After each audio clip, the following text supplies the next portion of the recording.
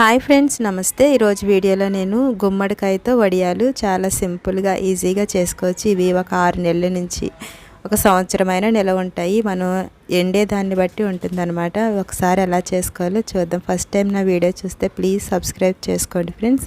ఇప్పుడు నేను చేసుకోవడానికి 1 కేజీ గుమ్మడికాయ తీసుకున్నాను. తీసుకుని దీన్ని ఒకసారి ఇలాగా కట్ చేసుకోండి. దీంట్లో ఉన్న సీడ్స్ కానీ పీల్ కానీ ఏమీ తీయనవసరం లేదు. తీయకుండానే దీన్ని చిన్న చిన్న స్లైసెస్ కింద కట్ చేసుకున్న తర్వాత చిన్న చిన్న ముక్కల కింద కట్ చేసుకోండి. కత్తిపీటతో కట్ చేసుకుంటే మనకి చాలా తొందరగా అయిపోతుంది. నేను ఇలా చాక్తో కట్ చేస్తున్నాను ఫ్రెండ్స్. ఇలా కట్ చేసుకున్న తర్వాత వీటిని ఇలాగా ఎంత వీలైతే అంత సన్నగా కట్ చేసుకోండి. చూడండి, ఇలా సన్నగా కట్ చేసుకోండి. ఇలాగా మొత్తం అన్నీ కూడా ఇలాగే కట్ చేసుకోవాలి. చూడండి ఎంత సన్నగా వస్తున్నాయో. మీరు ఒకవేళ తురుముకినైనా చేసుకోవచ్చు. నేనైతే ఇలా సన్నగా కింద ఇలా కట్ చేసుకున్నాను. వీటన్నిటినీ కూడా ఇలాగ కట్ చేసుకోండి. ఇలా కట్ చేసుకున్న తర్వాత వీటిలో నేను 1 స్పూను సాల్ట్ వేస్తున్నాను. మీ దగ్గర కళ్ళుప్పు ఉంటే కళ్ళుప్పు అయినా వేసుకోవచ్చు. అలాగే 1/2 టీ స్పూన్ వరకు పసుపు వేసుకుని ఇదంతా బాగా కలిసేటట్టు కింద ఇలాగ కలుపుకోండి. ఈ ముక్కలన్నిటికి బాగా పట్టినట్టయితే ఇందులో ఉన్న వాటర్ అంతా బయటకు వదిలేస్తుంది. చూడండి, ఇలా కలిపిన తర్వాత ఏదైనా చిల్లులు గిన్నె ఉంటుంది కదా, దీంట్లో ఒక క్లాత్ వేసుకుని దీంట్లో ఈ ముక్కలన్నీ దీంట్లో వేసేసుకోండి.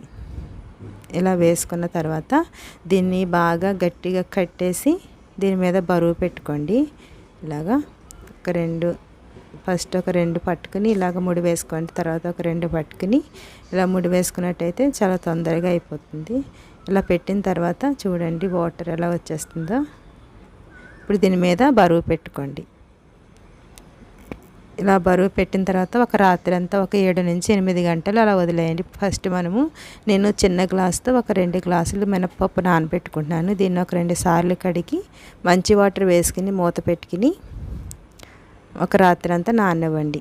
చూడండి, మళ్ళీ పొద్దున్నే దీన్ని మనకి ఎన్నైతే పచ్చిమిరపకాయలు మీ స్పైసీనెస్ని బట్టి వేసుకోండి. నేను ఒక 6 నుంచి 7 వేసుకున్నాను. అలాగే ఒక 3 ఇంచుల వరకు అల్లం వేసుకుని ఇలా కచ్చాబచ్చా కింద మిక్సీ పట్టుకోవాలి. చూడండి, పప్పు కూడా మంచిగా నానిపోయింది. దీన్ని ఒకసారి కడిగిన తర్వాత ఇప్పుడు దీంట్లో వాటర్ వేయకుండా మంచిగా గట్టిగా ఉండేటట్టు కింద పప్పుని చూడండి, ఇంత గట్టిగా మిక్సీ పట్టుకోవాలి. ఇలా పట్టిన తర్వాత దీన్ని ఒకసారి పక్కన పెట్టుకుని ఒక గిన్నె తీసుకుని దీంట్లో మనం గుడ్డలో వేసి కట్టుకున్నాం కదా గుమ్మడికాయ ముక్కలు. చూడండి, అస్సలు వాటర్ లేకుండా ఎంత మంచిగా అయినాయో. ఇప్పుడు దీంట్లో మనము మిక్సీ పట్టుకున్న అల్లం పచ్చిమిర్చి కచ్చబచ్చగా చేసుకున్నాం కదా, దాన్ని వేసుకోండి. ఇది వేసుకున్న తర్వాత ఇప్పుడు దీంట్లో కొంచెం ఉప్పు వేసుకోండి. ఎందుకంటే మనం ఫస్ట్ కూడా ఉప్పు వేసుకున్నాం కదా. అలాగే దీంట్లో నేను ఎంత సరిపోతుందో అంతే వేసుకోండి. ఎందుకంటే మళ్ళీ మినపప్పు ఎక్కువైనట్టయితే మనం వేపుకునేటప్పుడు గుల్లగా రావు. చూడండి, ఇదంతా వేసుకుని ఇలాగా కలుపుకోవాలి. ఇదంతా ఇలా కలిపిన తర్వాత ఎంత మిగిలిందో నేను చూపిస్తాను మీకు. మంచిగా కలుపుకోవాలి. ఇలా కలిపిన తర్వాత నేను ప్లేట్స్లో పెట్టుకున్నాను. ఎందుకంటే నాకు ఎండ ఎక్కువ ఉండదు. ఎక్కడ ఎండ ఉంటే అక్కడ మార్చుకోవడానికి ఉంటుందని చెప్పి ఇలా నేను ప్లేట్స్లో వేసుకున్నాను. మీరు కవర్ మీద అయినా వేసుకోవచ్చు, క్లాత్ మీద అయినా వేసుకోవచ్చు. ఇలాగా మొత్తం అన్నీ కూడా వేసుకోండి. మరీ చిన్నగా పట్టుకున్నట్టయితే మనకి ఇవి ఆరిపోయిన తర్వాత చాలా పల్చగా చిన్నగా అయిపోయినట్టు అయిపోతాయి. అందుకని చెప్పి కొంచెం పెద్దగానే వేసుకోండి. చూసారా, ఇలా వేసుకోవాలి. నాకు ఈ పిండి మిగిలింది. చూడండి, నాకు ఇన్ని వడియాలు వచ్చినాయి ఫ్రెండ్స్. వీటిని ఇలాగా ఎండలో పెట్టుకుని ఎండబెట్టుకోవాలి. చూడండి, ఇవి నాకు 2 డేస్ పట్టినాయి.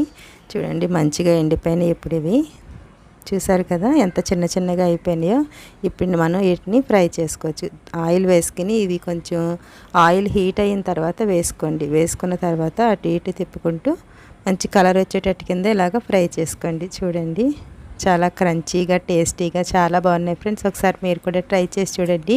మనకి ఒకసారి పట్టుకున్నట్టయితే ఒక 6 నెలల వరకు ఎప్పుడైనా మనం పప్పు చేసుకున్నప్పుడు తినడానికి చాలా బాగుంటాయి. మీకు నచ్చినట్లయితే లైక్ చేయండి, ప్లీజ్ షేర్ చేయండి మీ ఫ్రెండ్స్ అండ్ ఫ్యామిలీస్కి. Thanks for watching.